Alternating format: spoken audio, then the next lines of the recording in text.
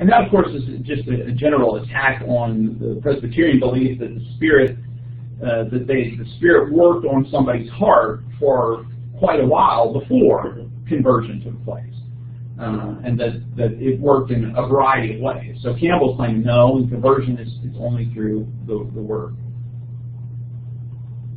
And then the final proposition was that essentially that human creeds, when they're used to say whether someone is in the church or not, cause division. They don't bring about unity, which is what Rice would have claimed. Ultimately, when it comes to these issues of the administration of baptism by bishop or presbyter, the issue of human creeds, Campbell's denial in much of this was there was not a clear statement in Scripture from Jesus or the apostles that said baptism must be by a bishop or that you should develop human creeds. And so since neither one of those existed in Scripture, that was predominantly his argument against those. Ultimately, a lot of people feel that both Rice and Campbell were pretty evenly matched, where in a lot of his early debates, Campbell outclassed his opponents. They were not ready for him. He ran circles around them. The Purcell-Campbell debate, Purcell got the better of Campbell on that one. This debate, Rice and Campbell are about evenly matched, even though both sides, of course, claim that they won the debate. But it seems like they were pretty evenly matched. And certainly, whether you believe one side or the other debated, one, I should say, has to do with where your position is in that. I mean, if you think that Campbell's right about these things, then you would say, well, Campbell won. But if you think Rice is right about these things, then you would say Rice has won. From a neutral standpoint, as much as possible, it seems they were pretty even. In the later part of the 1840s, Campbell took a trip to England and Scotland and Ireland. Particularly, the goal of that trip was to take some funds that he had collected to help people in Ireland suffering from a famine. And so he, while there, travels around a variety of places to speak, and he speaks to thousands of people at various places. He carries with him a letter from Henry Clay, who had served as the moderator of the Campbell-Rice debate, that allows him to visit both houses of Parliament. He meets a variety of important and influential people. But things start to happen when he visits Scotland. As he speaks at various places in Scotland, people begin protesting. People from the Anti-Slavery Society of Scotland begin protesting. Now, the protests, what they're essentially claiming are that Campbell had been a slave owner and that he still supported slavery. Okay. Yeah. Now, Campbell had owned slaves, but he had freed them. It appears that the same kind of situation had been the case like what had happened with Stone, where they had been willed to him and then he had freed them. But while Stone was an abolitionist, colonizationist, and then an abolitionist, Campbell was not an abolitionist. He felt that American slavery was immoral, but that slavery in general was not an immoral system. And the reason he's arguing that is that slavery was in the Bible, and that when Paul told slaves to obey their masters, he did not encourage freeing your slaves. I'm not supporting that idea, obviously, but this is where he's arguing from. But he felt that American slavery, the way its violence and its all the other things connected with it, were immoral. So that practice was immoral. And so he was actually more in favor of gradual emancipation, where Stone was more in favor of abolition emancipation. Okay, so Alexander Campbell was a slave owner in Scotland. Yeah, not in Scotland, but people had found out that he had owned slaves in the United States. And this anti-slavery group in Scotland, of course, here's this visitor, prominent visitor from the United States. Let's talk to him about slavery, because we're in the height of the slave situation in the United States. And so he indicated to them he was anti-slavery, but he wasn't an abolitionist, which didn't satisfy him, which led to them protesting his speaking engagements. So were these slaves that he owned in Kentucky? Virginia. Yeah. Stone had owned slaves in Kentucky. Oh. Yeah. So the society challenges Campbell to a debate. Campbell agrees.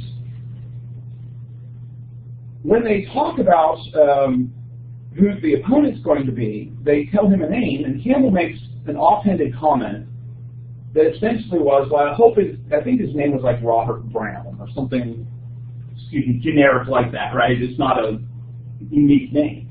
And he says, well, I hope it wasn't the Robert Brown who broke the fifth commandment in regard to his mother. Like, evidently there's been some report about some guy who had mistreated his mother. So Campbell says this, and Brown, I think his name was, hears it and sues Campbell for libel because he's made this comment about his mother. So you didn't know that Campbell had his young mama jokes, but evidently he got in trouble for it and was thrown in prison, actually, because of it as well. So he's arrested because of his libel.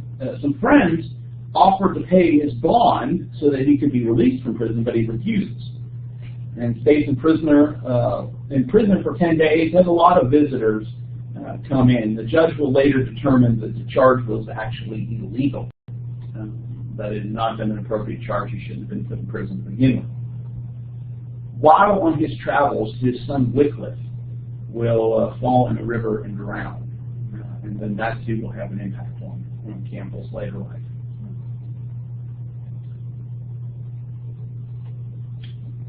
Last thing we'll talk about here before we finish is attempts to organize, specifically developing organization that would unite the churches together in missionary efforts. Now, when Campbell wrote The Christian Baptist, he wrote several articles that condemned missionary societies because he felt that they were denominational, and they had taken away the focus of the local congregation as means of spreading the gospel. So his claim was the biblical pattern was local congregations should spread the gospel, but these missionary societies kind of took that from the local congregations and made it into this larger thing, regional or national. But there was still an interest in the churches of the Restoration movement for cooperating among each other. And so there had been meetings since the 1820s where people would preach, people would be encouraged, and then there would be reports of various churches in various states. Eventually, though, there's this desire to work together cooperatively. And Campbell, in his later years, in the late 1830s, early 1840s, starts to promote it. So he was against it, but now he's for it. And essentially, he argues for a couple of things. First, cooperation would allow for churches to work together to distribute the Bible. An individual church couldn't work that greatly to distribute the Bible. But if churches worked cooperatively, pool the resources, a lot of Bibles could be distributed. Another thing that was used to argue for cooperation was the fact that there's just this huge missionary field.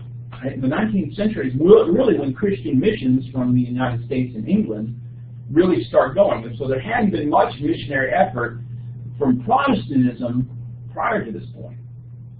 And so, how do you take this on? Well, individual churches can't take it on by themselves, but should work together instead of trying to, each of these churches by themselves decide, and they all decide to send missionaries to the same place. Right? It's like, no, let's not do that. Let's work together, and so you can send missionaries to various places.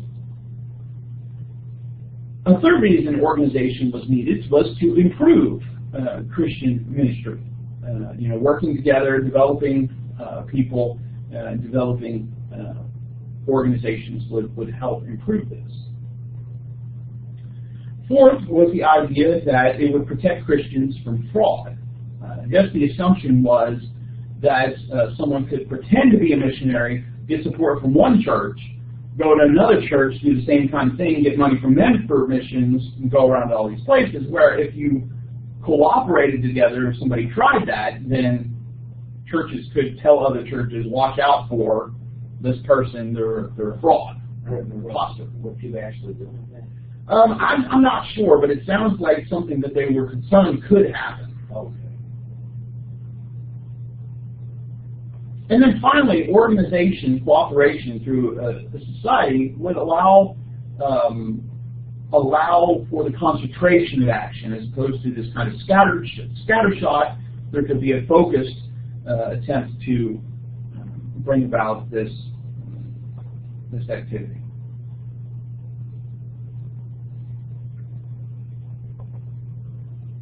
Other people, however, weren't necessarily supportive of this.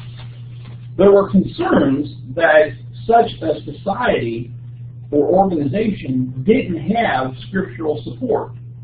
There wasn't an example of the New Testament, in the New Testament, of doing something like this. Certainly, churches could cooperate together. There was evidence of that in Scripture, but to create an organization that would facilitate this cooperation. Right? Something that would be beyond the local church was something that people were concerned about. Right? And then, was this going to, take away from the essence of the local church? It got to the point where even during the Campbell-Rice debate, when debates were taking place, that people were debating this. Right? During the debate, they were debating this idea. The first attempt at organization was the development of the American Christian Bible Society, whose goal was to circulate the Bible throughout the world. Now, Campbell and others argued, wait, why are we even bothering with this? There is a group called the American and Foreign Bible Society, which was a Baptist organization which is split off from the American Bible Society, whose goal is the same thing. Why are we trying to replicate this? Why not just support this group? Well, the response from the people organizing the American Christian Bible Society was most disciples were not interested in supporting that other group. So let's just start our own. We'll pull it, as disciples, we're very interested in the Bible. We think that this would actually bring it about. Never gained support. And it stopped after about 10 years. But it was this first attempt at organization which develops eventually into the American Christian Missionary Society, which serves as this pan-congregational group to focus on missions. Campbell wasn't present in October 1849 when it was formed, but he was elected as the first president. The focus was to be international missions, the development of Sunday schools, as well as literature for Sunday schools, and developing a variety of regional and state meetings. And it is a group that is still, it kind of morphs over the years to form a denominational body within the disciples of Christ.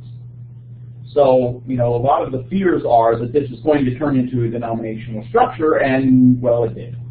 Okay, which one was it pan-congregational? The American Christian Missionary Society. So the Bible Society doesn't really get a lot of support by itself. In the first couple of decades, the Missionary Society sent missionaries to Jerusalem, to Jamaica, to Liberia, sending missionaries in a variety of places. One of the questions likely to come on the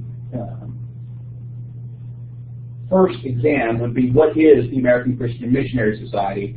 And so if you should say, an effort to bring cooperation for mission work, that would be sufficient. And I'm not going to ask you specifically about, what missions, since we haven't had a lot of time to talk about it, but that could be on the exam. Okay. That could be on the exam. Okay. Yes, there could be a question that says, what is the American Christian Missionary? So it's basically an organization across churches to promote missionary action, missionary work. An organization across churches to promote missionary work. And so the idea of, it's this organization beyond just churches. And again, what was the parent congregational component? Just the idea that it was bringing all these churches together as opposed to being separate. Right. Like each church doing its own missionary effort. Okay. So it's kind of like unifying the missionary effort. Okay. Yes. Which supporters thought, that's great, it'll increase the amount of work we can do. Opponents felt this is turning us into a denomination, a hierarchy, or an institution.